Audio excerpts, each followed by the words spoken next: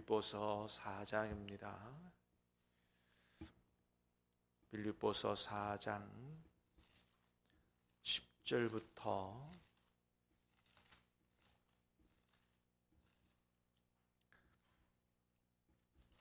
마지막 절까지 말씀을 받겠습니다. 빌립보서 4장 10절부터 마지막 23절까지 하나님 말씀을 받겠습니다.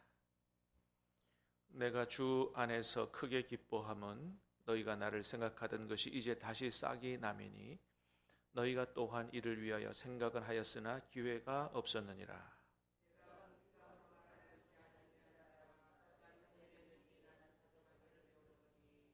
나는 비천에 처할 줄도 알고 풍부에 처할 줄도 알아. 모든 일 곧 배부름과 배고픔과 풍부와 공핍에도 처할 줄 아는 일체의 비결을 배웠노라. 그러나 너희가 내 괴로움에 함께 참여하였으니 잘하였도다.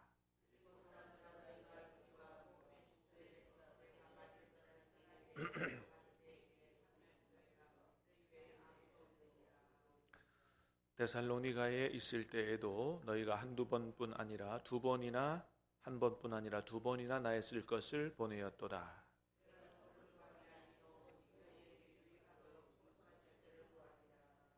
내게는 모든 것이 있고 또 풍부한지라 에바브로디도 편에 너희가 준 것을 받음으로 내가 풍족하니 이는 받으실 만한 향기로운 제물이요 하나님을 기쁘시게 한 것이라.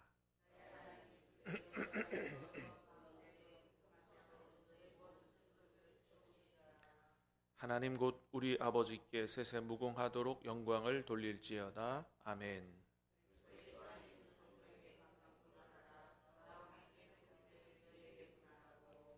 모든 성도들이 너희에게 문안하되 특히 가이사의 집 사람들 중에 몇이니라. 주 예수 그리스도의 은혜가 너희 심령에 있을지어다. 아멘. 할렐루야. 하나님께서 저와 여러분에게 6월달 특별한 선물로 주신 줄로 믿습니다. 우리가 한 달을 시작할 때마다 듣는 얘기지만 2025년 6월을 맞이하지 못한 사람들이 세상에는 많다라는 사실을 기억하고 우리의 생명의 주인 되신 하나님이 우리에게 2025년 6월달을 살아갈 수 있도록 우리에게 생명을 주셨고 또 하루하루를 특별한 선물로 주신 것이다. 그렇게 믿고 고백하면서 날마다 하나님 앞에 감사로 또 하나님의 뜻에 순종함으로 그렇게 하나님께 영광 또 하나님이 주시는 영육의 풍성한 복을 누리고 사는 6월 한 달 되시기를 예수님 이름으로 축복합니다. 자, 우리 오늘 말씀 6월달 우리 어제 주일이니까 오늘 6월달 첫째 날에 주시는 말씀으로 그렇게 받겠습니다. 자, 오늘 말씀은 빌립보서 마지막 말씀인데요. 우리 10절 말씀을 한번 다시 보겠습니다. 10절 시작. 내가 주 안에서 크게 기뻐함은 너희가 나를 생각하던 것이 이제 다시 싹이 나미니 내가 또한 이를 위하여 생각을 하였으나 기회가 없었느니라. 아멘. 자, 내가 주 안에서 크게 기뻐한다. 이유가 뭐냐 하면 너희가 나를 생각하던 것이 이제 다시 싹이 납니다. 너희가 나를 잊어버렸는데 이제 다시 나를 생각하기 시작했다 이런 얘기죠. 물론 너희가 나를 싫어서 잃어버린 건 아니고 너희가 또한 이를 위하여 생각은 했으나 기회가 없었다. 자, 이 얘기가 이제 구체적으로 어떤 얘기냐면 14절부터 18절을 보면 우리 그걸 알 수 있어요. 14절부터 18절까지 시작. 그러나 너희가 내 괴로움에 함께 참여하였으니 잘하였도다. 빌립보 사람들아 너희도 알거니와 복음의 시초에 내가 마게도냐를 떠날 때에 주고받는 내일 참여한 교회가 너희 외에 아무도 없었느니라. 데살로니가에 있을 때에도 너희가 한 번뿐 아니라 두 번이나 나의 쓸 것을 보내었도다. 내가 선물을 구함이 아니요 오직 너희에게 유익하도록 풍성한 열매를 구함이라. 내게는 모든 것이 있고 또 풍부한지라 에바브로디도 편에 너희가 준 것을 받음으로 내가 풍족하니 이는 받으실 만한 향기로운 제물이요 하나님을 기쁘시게 한 것이라. 아멘. 자, 그래서 14절서부터 읽어보면 10절에 얘기했던 빌립보 교회가 바울을 생각하는 것이 다시 생각이 났다. 이거는 무엇인가를 알 수 있냐 하면 빌립보 교회가 그동안 어떤 일로 인해서 중단한지 모르지만 사도 바울을, 하나님의 일을 하는 사도 바울을 재정적으로 다시 후원하기 시작한 것을 이야기하는 거예요. 바울이 고백했던 것처럼 이 빌립보 교회가 사도 바울이 하나님의 일을 가서 교회를 세우고 복음을 전하고 목회를 하고 선교하는 것을 처음부터 빌립보 교회가 바울로부터 복음을 받고 하나님을 섬기기 시작한 처음부터 재정적으로 물질적으로 후원을 계속했습니다. 근데 어떤 일에서 중단한지 모르지만 그게 중단이 됐던 거예요. 근데 지금은 바울이 빌립보서를 쓸 때는 로마에 가 있는 때거든요. 로마에서 소위 말하는 감옥에 있을 때예요. 바울은 로마에 가서 감옥에 2번 갇혔는데, 자, 1차 투옥 때는 사도행전 28장의 배경을 두고 있어요. 처음에 로마에 가서 이제 감옥에 갇혔는데, 그때는 지하 감옥이 아니라 가택 연금 상태 정도의 감옥이고, 거기서는 여러 사람들을 왕래하고 만날 수 있는 이런 상황에 갇혀 있는 이런 상황입니다.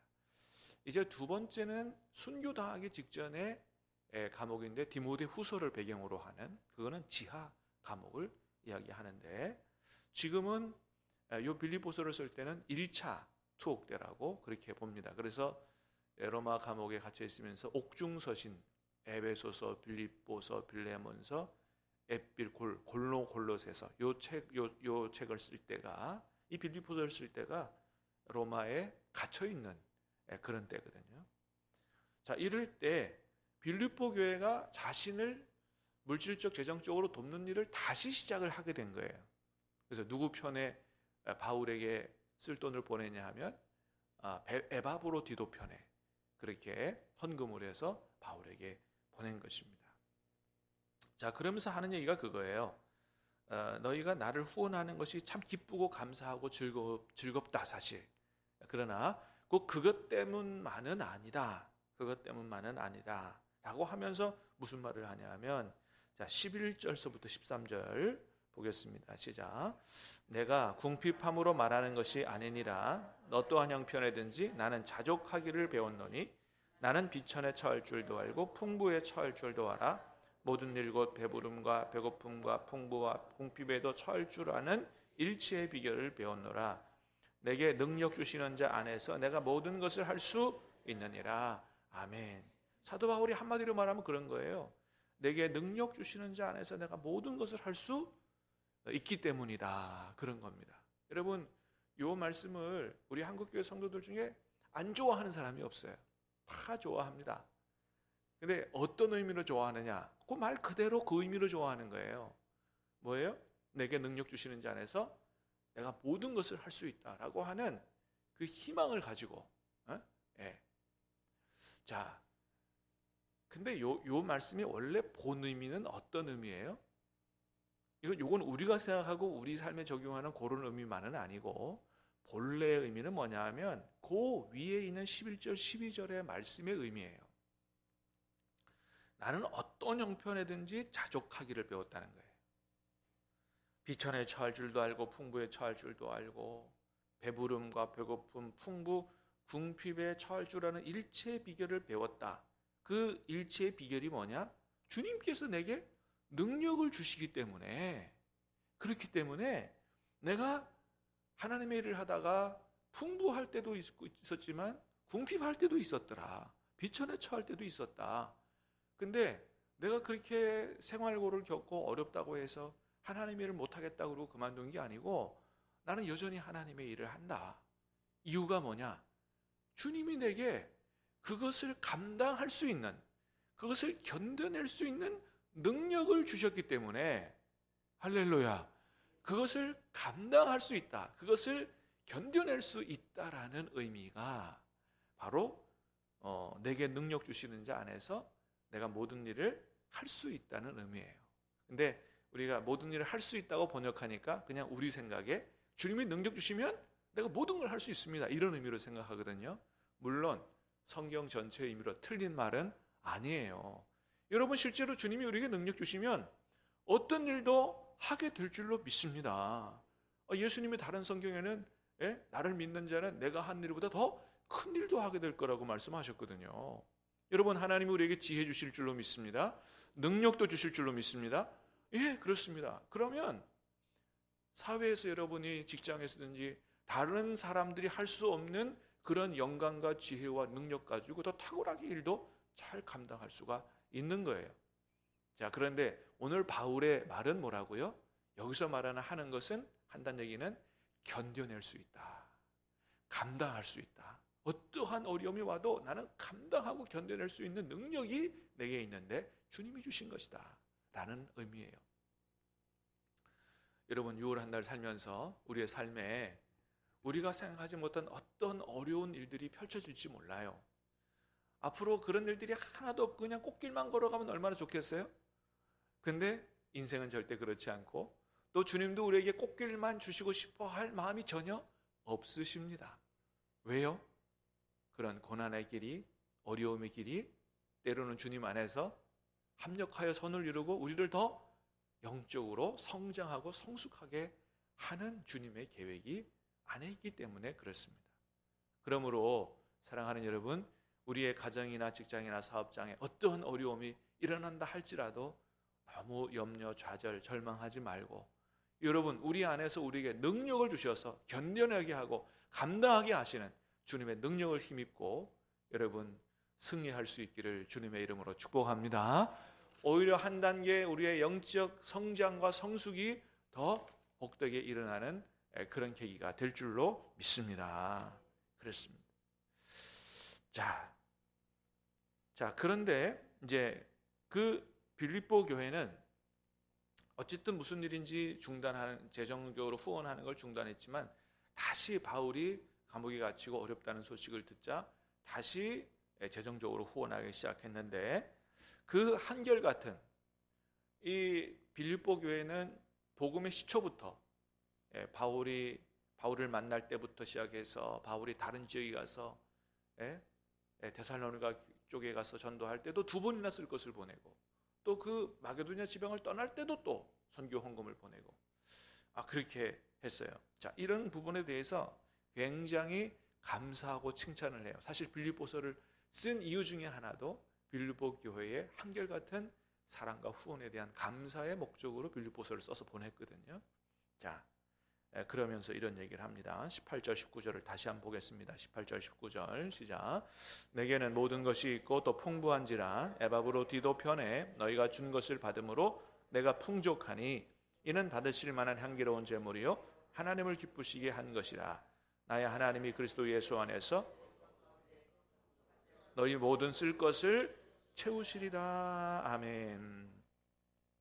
자, 빌립보 교회에게 자신에게 재정적으로 후원한 이런 빌립보 교회를 칭찬하면서 바울이 뭐라 그래요? 이는 받으실 만한 향기로운 제물이요. 누가 받으실 만한? 하나님이 받으실 만한 향기로운 제물이라고 얘기하는 거예요. 나를 도왔지만 이거는 하나님이 기뻐 받으실 만한 향기로운 제물이고, 누굴 기쁘시게? 하나님을 기쁘시게 한 것이다. 여러분, 그렇습니다. 하나님의 일을 하는 사람을 돕는 것은 결국 누구에게 한 것과 같다고요? 그거는 하나님이 한 것과 같은 거예요. 여러분, 예수님 말씀하셨어요. 선지자에게 대접한 자 선지자의 상을 잃지 않을 거다. 제자에게 돕는 것은 제자의 상을 잃지 않을 거다. 결단코 상을 잃지 않을 거라고 말씀을 하십니다. 왜요? 그건 그 사람을 돕는 게 아니라 그 하나님의 일을 하는 하나님의 종을 돕는 거기 때문에 그건 하나님께 한 거나 마찬가지다 라고 하는 거죠. 그래서 또 뭐라 그래요? 그렇게 빌립보 교회도 사실 어려움 중에서 예루살렘 교회도 돕고 바울도 도왔는데, 하나님께서 그 풍성한 대로 너희 모든 쓸 것을 채우시리라고 말씀합니다. 여러분, 하나님 주신 물질을 하나님께서 기뻐하시는 곳에 잘 사용하면 하나님이 채우실 줄로 믿습니다. 믿으시기를 축복합니다. 여러분, 하나님이 살아계신 줄로 믿습니까? 하나님 우리의 생명의 주인이신 줄로 믿습니까? 온 세상의 주인이신 줄로 믿습니까? 그러면 우리의 처지와 형편을 아시고 필요한 것 채우시는 줄로 믿으시기를 바랍니다. 믿고 경험하여 간증할 수 있기를 주님의 이름으로 축복합니다. 그렇습니다. 자, 마지막으로 22절 말씀 보겠습니다. 시작. 모든 성도들이 너희에게 문안하되 특히 가이사의 집 사람들 중 몇이니라. 자, 맨 마지막으로 이제 서로 예수님 안에서 가족된 형제들에게 서로 문안하라 그래요. 문안하라고 하면서 특히 누구에게 문안하라 그래요? 가이사의 집 사람들 중에 몇을 문안하라 그랬어요. 여러분, 여기 가이사는 누구예요? 로마 황제를 얘기하는 거거든요. 그러니까 로마 황제의 집 식구들 중에 몇 사람이 예수님을 믿었다는 겁니다. 여러분, 이게 얼마나 놀라운 일인지 몰라요. 아니, 그 당시는 로마 제국이 다른 나라를 지배하고 있었고 뭘 강요했어요? 로마 황제를 강요했거든요. 로마 황제 숭배를. 로마 황제는 신의 아들이다 이렇게 칭할 때예요. 그래서 많은 기독교인들이 순교를 당한 이유 중에 하나는 뭐예요? 우리에게 주님은 로마 황제가 아니라 예수님이 주님이시다. 로마 황제 숭배를 거부했기 때문에 그렇게 많이 순교를 당했습니다. 아니, 그런데 그런 로마 황제의 집안 식구들 사람 중에 몇 사람이 예수님을 믿었다는 거예요. 우리 믿음의 형제가 됐다는 겁니다. 이게 여러분 어떻게 된 거예요? 아마도 빌립보서 1장에 보면 바울이 로마의 감옥에 갇혀 있을 때 그때는 많은 사람들이 이 왕래하면서 사도 바울을 만날 수 있을 만한 환경이었고 또 모든 시위대 안에 내가 갇힌 것이 모든 시위대 안과 그 감옥에 있는 환경 안에 복음의 진전이 된 것을 너희가 알기를 원하노라 이런 말을 했어요. 이게 무슨 얘기냐 하면 로마 감옥에 갇혀 있으면서 이 시위대라고 하는 것은 황제를 시위하는 그러니까 황제 친위대 같은 사람들이거든요. 그러니까 그 황제와 가까운 아무래도 바울이 로마 감옥에 갇혔을 때 좀 고급 그 귀족들이 갇히는 감옥에 갇힌 것 같아요. 거기서 많은 사람들을 만나면서 만나는 사람 모두에게 복음을 전했고 로마 황제 친위대에게도 복음을 전했던 것으로 보입니다. 그러니까 그 복음이 로마 황제 친위대에게로 전달되면 또 전달해서 누구에게 들어갈 가능성이 많아요? 로마 황제 식구들에게 들어갈 가능성이 많은 거죠. 우리가 여기서 생각할 수 있는 게 뭐냐 하면 여러분, 바울은 어떻게 했어요? 로마 감옥에 분명한 것은 로마 감옥에 갇혀 있었어도 거기서도 전도했다는 거예요.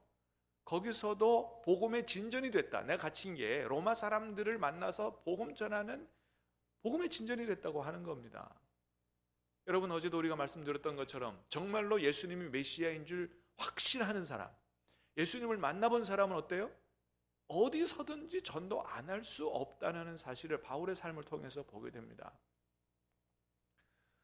사랑하는 여러분, 6월 한 달 살면서 여러분들이 만나는 직장에서, 사업장에서, 거래처에서 만나는 모든 사람들에게 여러분 할 수 있는 대로 여러분이 복음을 전할 수 있고 예수님을 전해줄 수 있는 삶을 살아갈 수 있기를 주님의 이름으로 축복합니다.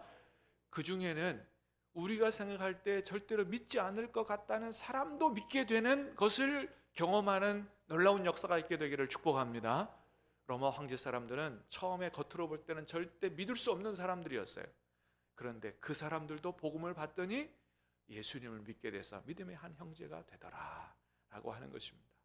아무리 겉으로 성공했어요, 화려해 보여요, 모든 게 갖춰지고 부족함이 없어 보이는 사람, 어제 말씀드린 윤복희 권사님 같은 분도 마음은 공허하고 울적하고 그러나 복음을 듣고 예수님을 만나게 되면 우리 모든 사람들의 영혼이 살아나게 될 줄로 믿습니다.